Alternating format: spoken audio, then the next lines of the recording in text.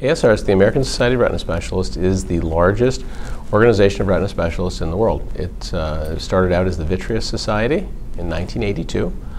Our founding members initiated a society that would be inclusive, that would allow all retina specialists that achieved a certain level of training and competence in their education to participate in a society that would further a mission dedicated to education and helping patients ultimately through that transference of education. All ophthalmologists are not retina specialists. All retina specialists were once ophthalmologists. So the specialty of retina requires a 2-year fellowship, specifically in vitreoretinal diseases and surgery, that occurs after the completion of a full ophthalmology residency. The ultimate goal is educating our membership, practicing retina specialists, to then transfer what they've learned here to their patient care activities to help patients cure blinding disease. So that happens by educating practitioners who go home and see lots of patients every day, who operate on them and see them in the office and treat them there. And it also allows transference of information to researchers who will take that work, collaborate with others, have new ideas, come up with new treatments and things. And even we have folks who invest money in companies and companies who invest in these ideas and these findings to try to turn them into things that will again ultimately help our patients in the end. As president, I sort of have a bit of overseeing activity of I guess everything. The structure of our organization is fortunately built on a lot of great volunteer efforts from an executive committee, a program chairman, an executive vice president, and a whole staff of wonderful employees. So we have a strong organizational team that puts together a meeting of this size. There are many studies that are actually being presented here, so I almost hate to single them out, but most of them that are really exciting at this point focus on potentially new therapies for diseases that we've had nothing for before. We've shown that we're really pretty good at taking care now of diseases like wet macular degeneration that were ultimately blinding for most people and now treating them, and certainly more improvements are coming in that arena, but there are conditions like dry macular degeneration that have had nothing to date, and there are now studies with new drugs looking at the treatment of those things, and then there are trials on gene therapy, for example, stem cell transplantation, other ultimately breakthrough therapies that we hope will lead to cures for things that we don't have anything for now. Both. In fact, I think there will be things that folks can immediately implement in their practice, whether it's thoughts and ideas about how to approach something with a new treatment paradigm, for example, trying a different drug, for example, that maybe is one that has not been top of mind for them and that they do use now.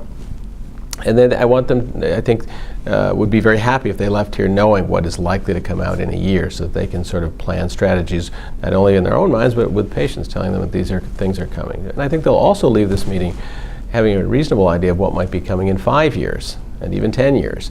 And I think that helps sort of direct our research efforts for those that are interested in that, and our industry efforts and those that are involved in that aspect of things too.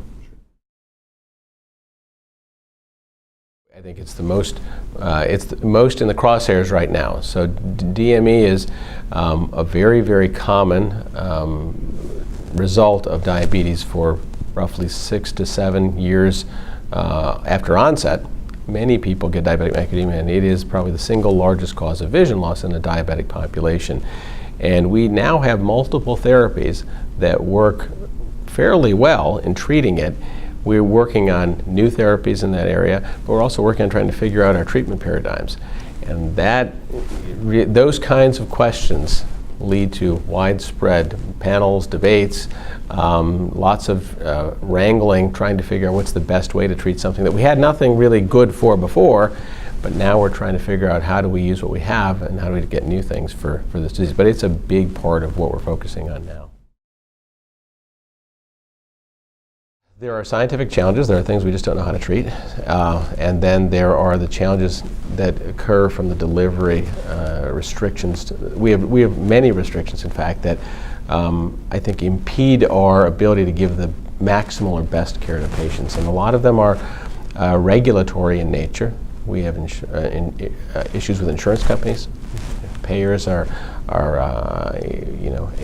charged with the good goal of keeping healthcare costs down, but it's the manner in which that is being applied to retina specialists in particular, who require the use of expensive medications, like oncologists, for example, are in the same situation. We need expensive medications. Expensive not due to anything that has anything to do with the physicians, and we need those medications to treat our patients. We're having regulations put on how we can use those. We are trying to figure out ways to work with government, work with payers, private payers and stuff, on figuring out effective ways to do that. But I think we have a lot of challenges that are non-scientific, and and those sorts of things extend all the way back to industry and even the development of new drugs, because they perceive in the distant future that they may not be able to do certain things if we have restrictions to enter the marketplace, which then again further impacts our ability to bring the best care to our patients. Well, we have a very strong advocacy and regulatory arm within the ASRS. We spend a lot of time trying to defend our members and trying to ultimately defend our patients in this way. We have campaigns that exist within the ASRS to work with congressional leaders, to work with other societies like the American Academy of Ophthalmology and other societies out there, the AMA, et cetera, because many of us are in the same boat. We have great outreach to our membership to try to make sure they are all on the same page with the society leadership, and to actually access their help in getting the information and who we need to address, what problems we need to address, who do we need to talk to. And we really actually, it is one of the most active and busiest areas of what the ASRS does.